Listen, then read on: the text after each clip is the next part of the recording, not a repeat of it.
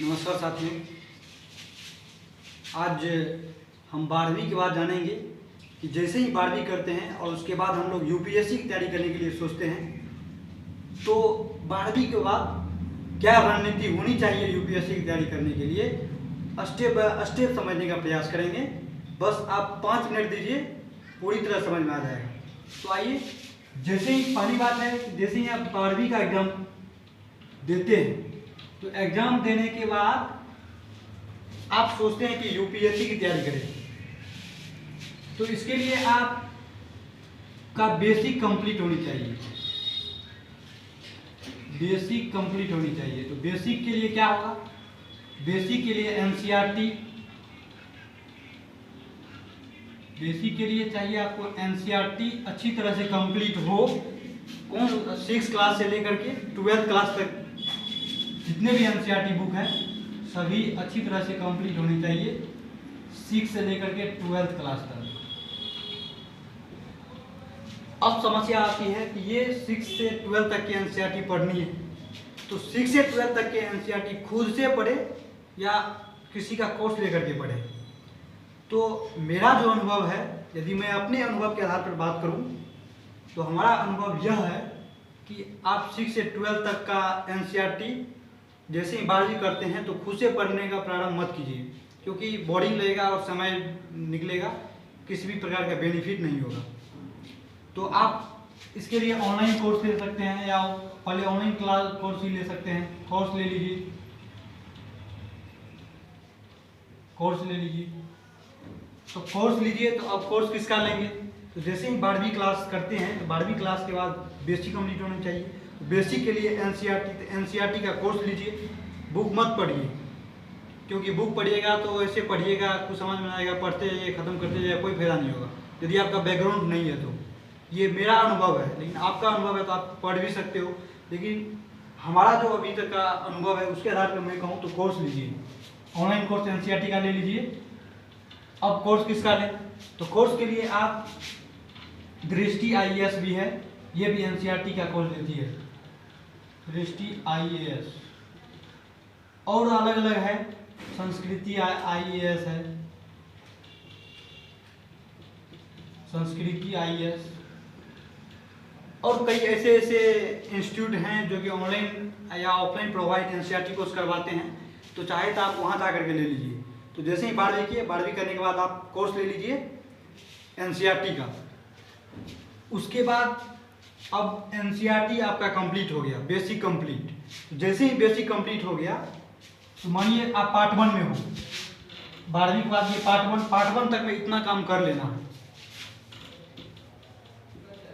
Part 1 में है, part 1 तक में आपको इतना ये काम कर लेना, बेसिक कंप्लीट। ये कोर्स यदि आप लेंगे, जैसे दृष्टि संस्कृति और किसी का होगा, जिसका इच्छा आप एनसीईआरटी कोर्स उनका खरीद सकते हो।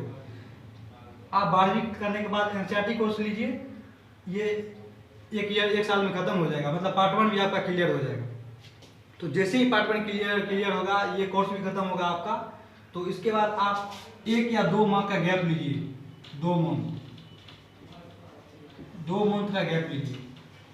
इस 2 मंथ में जितना पढ़े एक मंथ तक में या 15 दिन में पूरा आप एक बार रिवीजन कर लीजिए। इतना रिवीजन कर लीजिए ताकि जब आप यूपीएससी के बाद जब परचेज करेंगे, यूपीएससी के बाद में जो आप पढ़ेंगे, आपको इतना पता होना चाहिए कि इससे पहले हम पढ़ चुके हैं। अलग बात है कि पूरा विस्तार उसके बारे में जानकारी ना हो, हल्का जानकारी हो कि इससे पहले कभी पढ़े हैं, कोई भी पॉइंट आए तो इतना कंप्लीट कर लीजिए यूपीएससी बैच लेने से पहले। 15 दिन या 1 माह में पूरा जितना पढ़े उसका रिवीजन कर लीजिए। जैसे देखिए 1-2 मंथ का रेस्ट लीजिए। तो मानिए 1 मंथ का आपने रेस्ट लिया।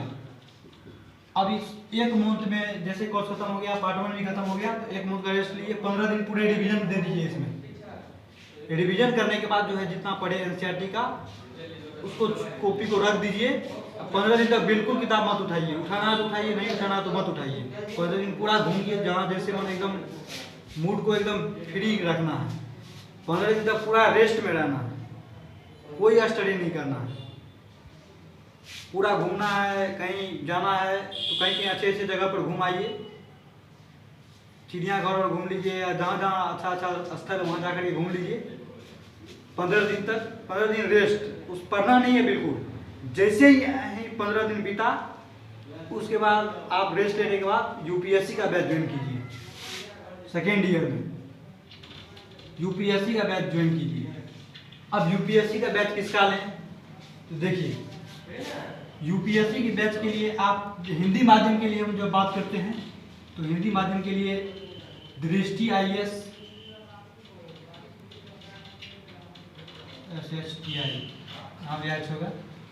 दृष्टि IAS हिंदी माध्यम में बहुत ही अच्छा फैकल्टी देती है, बहुत ही अच्छा इनका सारा कुछ है। दृष्टि IAS हिंदी माध्यम के लिए है।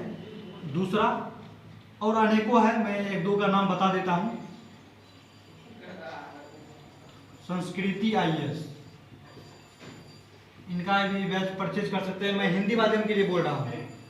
इंग्लिश माध्यम के लिए विजन IAS भी है, बाजीराम भी है और अनेकों है। लेकिन हम हिंदी माध्यम की बात करें, दृष्टि IAS, सेकेंड संस्कृति IAS।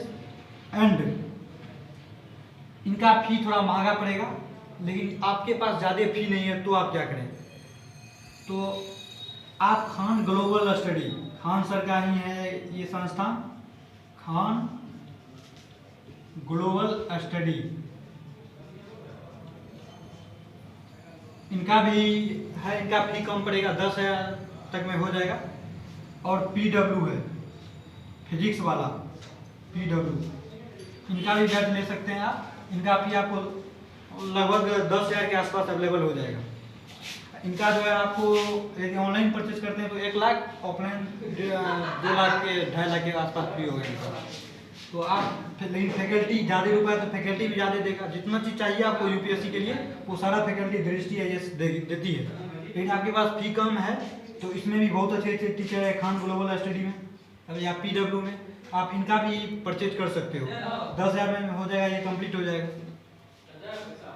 तो तब तक में आप खुद परिपक्व हो जाएंगे। तो मैंने आपको बता दिया, जैसे 12वीं किए तो 12वीं के बाद क्या करनी चाहिए, उसके बाद क्या करना है, पहले बेसिक के लिए बताए, फिर यूपीएससी के लिए क्या क्या करना है। इन सारी बातों को हम इस वीडियो के माध्यम से आपको बताने का प्रयास किया। ये सारी बातें जो मैं आपको बताया, ये मैं अपने अनुभव के आधार पर बताया। मेरा जो अनुभव था मैं उस आधार पर मैं आपको बताने का प्रयास किया। तो आज के लिए बस इतना ही। और यदि आप नेक्स्ट वीडियो जैसे कि यूपीएससी का सिलेबस या यूपीएससी से रिलेटेड किसी भी प्रकार के क्वेश्चन हो तो आप बेहिचक क्वेश्चन पूछ सकते हो। तो आज के लिए बस इतना ही। नमस्कार, जय हिंद।